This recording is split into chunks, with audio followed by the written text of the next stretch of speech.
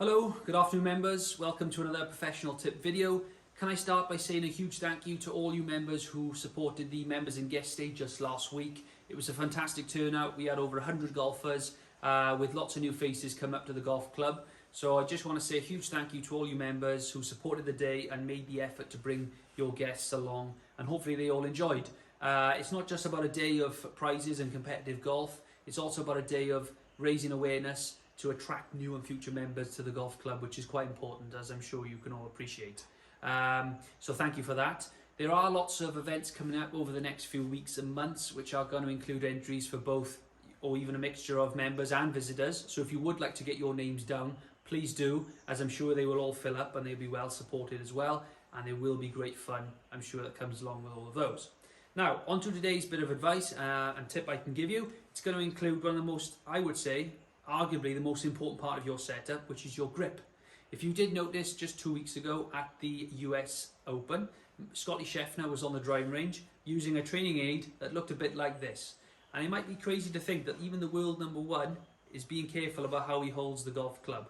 So I think it's safe to say if he's checking it, us mortals probably should do the same thing.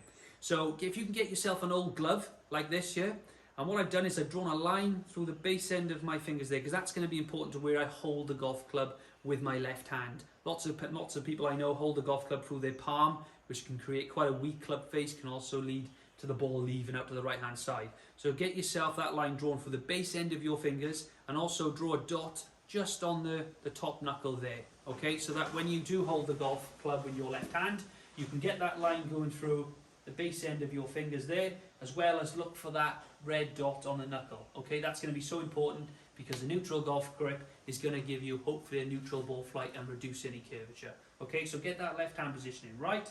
Your right hand can sit more underneath the club with your thumb and index finger line pointing towards your right shoulder.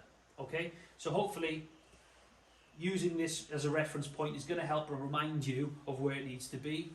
You can also get this training aid online. I think it's about £1 or £2. It's really cheap, and actually it's quite, you could take it on and off. It's really handy, and it does make sure that you get this positioning correct. So we're going to give it a go. Just hit one. And a fairly straight ball flight, not much curvature, so I feel definitely confident that my grip is working the right way. Anyway, I hope that bit of advice helps. I look forward to seeing you next week, where we'll have another professional tip video for you. Until then, bye for now.